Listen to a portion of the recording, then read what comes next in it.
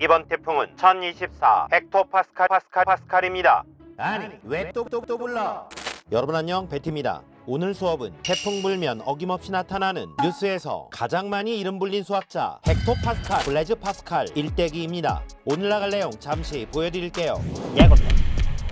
파리의 삼촌들, 노르망디 상륙작전, 헥토파스칼, 한돈 분배 문제, 마차 옴니버스.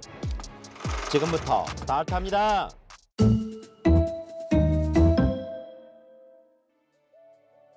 오늘의 주인공은 블레즈 파스칼입니다. 파스칼은 정확히 400년 전인 1623년 프랑스 클레르몽페랑에서 태어납니다. 이 시기 이탈리아에서 발발한 르네상스가 유럽 전역으로 퍼져나가고 있었고 근대 과학을 열었던 많은 거장들이 태어나거나 태어날 준비를 하고 있었습니다. 이쯤에서 과학자분들 서열 정리 들어갑니다. 파스칼의 나이를 방세로 하면 먼저 태어난 갈릴레이는 59세, 데카르트는 27세였으며 아직 태어나지 않은 뉴턴은 마이너스 19세, 라이프니츠는 마이너스 23세였으니 천재들이 우글대던 시대에 파스칼 한 명쯤은 태어날 분위기였습니다.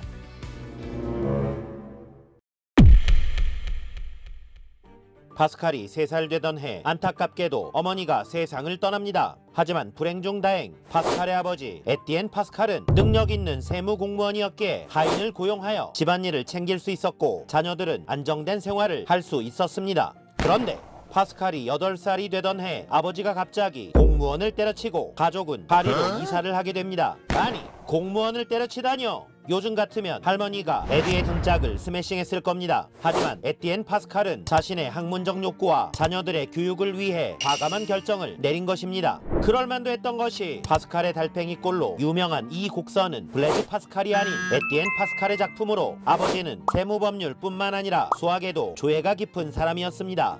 또한 에티엔은 당대 최고의 마당발이었던 메르센 신부가 설립한 최고의 학술 동호회 파리 아카데미의 멤버였습니다. 에티엔은 종종 아들 파스칼을 데리고 이 모임에 나갔는데 이곳에서 파스칼은 수학 좀 하는 삼촌들을 만나게 됩니다. 그중엔 사형기하학의 창시자 데자르그 삼촌, 변호사 겸 아마추어 수학자 페르마 삼촌, 좌표기하학의 창시자 데카르트 삼촌도 있었습니다. 한편 에티엔은 아들 파스칼이 라틴어와 고전부터 완벽하게 공부하고 수학을 공부하라고 수학책을 숨겨놓았는데 어느 날 아들의 낙서를 보게 됩니다. 삼각형의 세네각의 합은 180도. 파스칼이 독학으로 삼각형의 성질을 알아낸 것입니다. 자식 이기는 부모는 없으니 아버지는 즉각 파스칼에게 과학자들의 성경 유클리드 원론을 구해주었고 파스칼의 수학 공부를 전폭적으로 지원해줍니다. 이에 보답하듯 파스칼은 고작 13살의 나이에 파스칼의 삼각형을 발견하는 천재성을 발휘했으며 드디어 파리 아카데미의 정식 멤버가 되어 메르센 신부를 사부로 모시면서 수학자라는 삼촌들과 본격적으로 수학 공부를 스타트합니다. 당시 수학계의 관심사는 원뿔곡선이었습니다. 원뿔곡선이란 2차 곡선, 즉 원포물선, 타원, 쌍곡선을 의미하는데 수년 전 작고하신 케플러 선생님의 타원궤도 법칙으로 큰 이슈가 되었던 것입니다. 여기에 데자르그 삼촌이 원뿔곡선을 연구하다가 데자르그 정리를 만들어내자 천재소년 파스칼은 오원생, 오직 원뿔곡선 생각에 빠져듭니다. 그리고 마침내 16살이 되던 1639년 데자르그 정리를 발전시킨 파스칼의 육각형 정리를 발표합니다.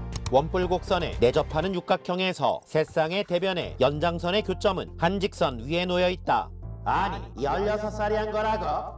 메르센 신부는 제자를 동네방네 자랑질했으며 방법적 회의로 유명한 데카르트는 순수하게 아들 혼자 한 게 아닐 수도 있다는 회의적인 태도를 보이기도 했습니다. 데자르그 정리와 파스칼의 육각형 정리는 입체를 평면에 투영시켜보는 사형기하학의 시발점이 됩니다.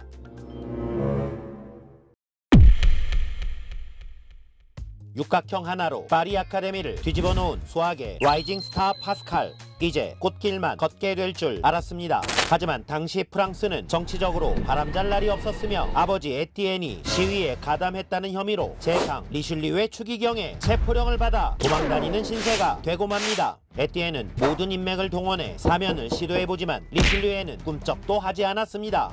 한편 파스칼에게는 문학에 재능이 뛰어났던 여동생 제클린이 있었는데 제클린 또한 천재 시인으로 인싸가 되어 왕궁에서 주최하는 시인낭송회에 초청받게 됩니다. 있습니다. 이곳에서 제클린은 아버지의 사면을 호소하는 멋진 시를 낭독하게 되고 리슐리의 추기경은 큰 감명을 받아 아버지 에티엔을 즉각 사면해 주었습니다. 제클린이 말 한마디로 전냥빚을 갚은 것입니다. 이후 리슐리에는 에티엔을 프랑스 노르망디 지역의 세무장관으로 임명하였으며 파스칼 가족은 파리를 떠나 노르망디에 상륙하게 됩니다. 당시 노르망디의 재정과 세무 행정은 한마디로 개판이었습니다. 심심하면 정책에 반대하는 폭동이 일어났고 세무 업무는 천재 수학자 파스칼이 아무리 도와도 끝없이 쌓여만 갔습니다. 30년 전 네이피어 선생님이 로그를 만들어 천문학자의 수명을 연장시킨 것처럼 아버지의 일을 줄일 수 있는 장치를 만들 거야.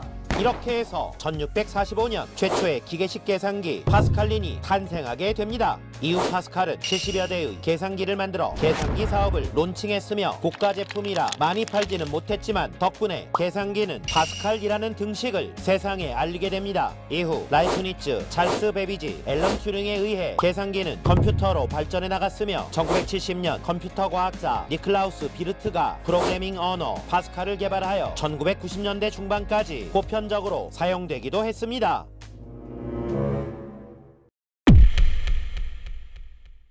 고대 그리스 시대부터 이어온 과학계의 캐캐묵은 논쟁은 천동설과 지동설 물론입니다. 하지만 더 캐캐묵은 논쟁이 있었으니 바로 진공이었습니다. 아리스토텔레스는 저서 자연학에서 자연은 진공을 혐오한다고 말했으며 데카르트는 우주는 꽉 찬 미세물질로 소용돌이 친다는 기계적 우주론으로 진공 즉 비어있는 상태란 있을 수 없다고 주장합니다. 그러니 진공을 말하는 것은 지구가 태양을 돈다고 주장하는 것과 같은 위험한 일이었습니다.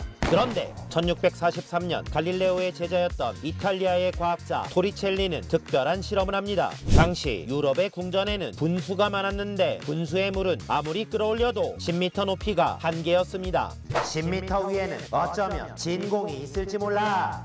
토리첼리는 10m가 넘는 유리관이 필요했지만 당시로는 불가능했기에 발상을 전환하여 물보다 약 13배 밀도가 높은 수은을 이용하기로 합니다. 10 나누기 13은 0.76m, 물에게 10m는 수은에게 0.76m와 같았으니 토리첼리는 넉넉하게 1m 높이의 유리관에 수은을 채운 후 뒤집어 봅니다. 예상대로 수은주가 0.76m 근처에서 멈추는 것입니다. 그렇다면 비어있는 0.24m는 진공이라는 사실. 이번에는 유리관을 0.76m까지 기울여 봅니다. 진공이 없어집니다. Amazing!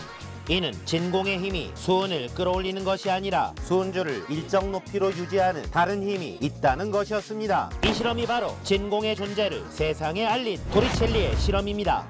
역사적인 뉴스는 프랑스에도 전해집니다. 아리스토텔레스와 데카르트의 생각을 의심하고 있었던 천재과학자 파스칼은 무릎을 탁 칩니다.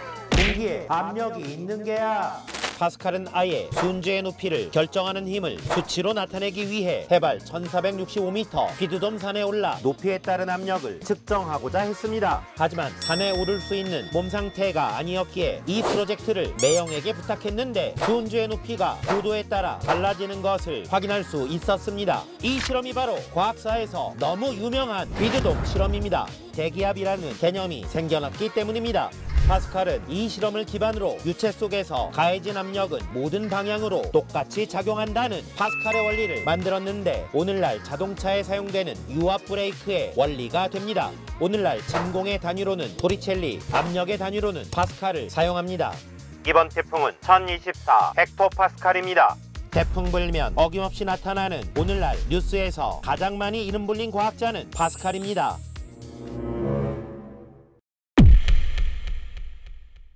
A, B 두 사람이 똑같은 판돈을 걸고 도박을 합니다. 게임 규칙은 다음과 같습니다. 한 경기에서 두 사람이 승리할 확률이 모두 2분의 1로 같을 때 5번까지 경기를 하여 먼저 3번 이긴 사람이 판돈을 전부 가져간다. 두 사람의 빅매치 지금부터 스타트합니다. 총 3경기가 진행되었는데 A가 2승 1패로 앞서고 있습니다. 그런데 갑자기 천재지변으로 경기가 중단이 됩니다. 이런 경우 판돈을 나눈다면 어떻게 해야 할까요? 이 문제가 바로 파스칼의 절친이었던 도박사 앙투안 공보가 파스칼에게 던졌던 판돈 분배 문제입니다. 당시만 해도 중단되기 전까지의 전적으로 판돈을 나누는 것이 관례였고, 이에 따라 A와 B가 2대1로 판돈을 나누기도 했습니다. 하지만 만약 게임이 한 판만 진행되었고 A가 1승을 한 상태에서 천재지변이 일어났다면 판돈은 A가 전부 가져가게 되는데, B가 최종 승자가 될 가능성이 제법 있었다는 걸 감안하면 과거 전적은 합리적인 판돈 분배가 아니었습니다.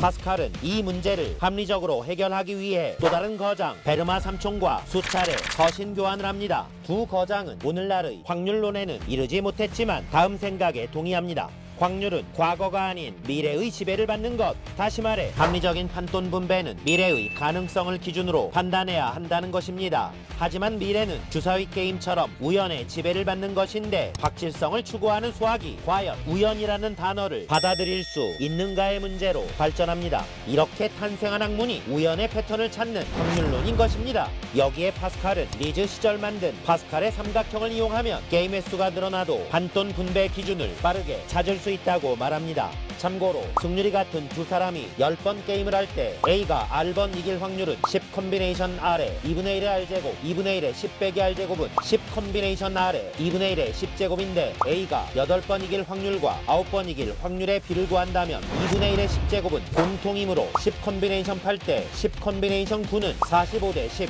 삼각형의 11행에서 두 수를 찾기만 하면 됩니다. 오늘날 파스칼은 확률론에서도 아버지로 불립니다.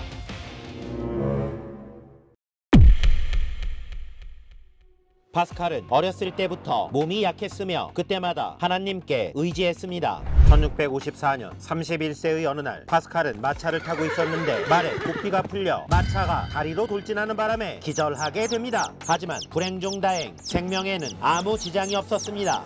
하나님, 기적을 내려주시어 감사합니다.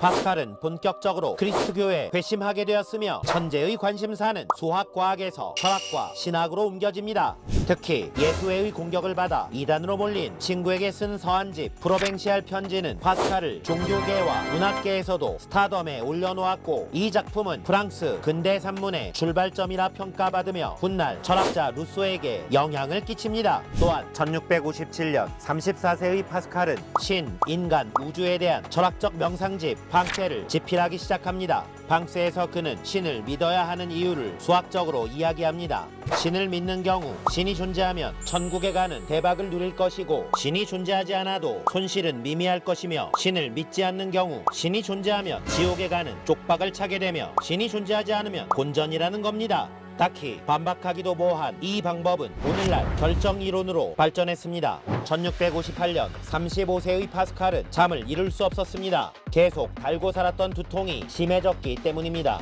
파스칼은 잠시라도 두통을 잊기 위해 마음의 평온을 주었던 수학에 몰입해봅니다. 이 와중에 사이클로이드 문제를 해결하고 적분법을 창안해내기도 합니다. 또한 파스칼은 파리 시내에 8개의 좌석이 있는 세계 최초의 대중교통 마차 옴니버스 50대를 5개 노선으로 운영했습니다. 옴니버스라는 말은 모두를 위한다는 뜻의 라틴어로 오늘날 버스라는 이름의 어원입니다. 버스의 아버지도 파스칼이었다니! 수학자이자 과학자로, 철학자이자 신학자로, 여기에 발명가이자 운송사업가였던 파스칼. 하지만 신은 천재에게 더 이상을 허락하지 않았습니다. 1662년 39세의 파스칼은 건강이 극도로 악화되어 친누이의 집에서 요양하던 중 세상을 떠납니다. 파스칼의 명상 방세는 아직 진행 중이었습니다. 그의 벗들은 묘비명예 파스칼은 여기 잠들었지만 방세는 계속될 것이다 라고 새겨주었으며, 8년 후 가족들은 파스칼의 유작 방세를 세상에 내놓습니다. 30 초반에 사실상 종교에 귀의했기에 수학과학에서 파스칼의 업적은 대부분 20대에 이룬 것입니다. 신이 일찍 데려가지 않았다면 수학에서 가우스나 오일러, 뉴턴과 같은 고트 반열에 올랐을 것입니다.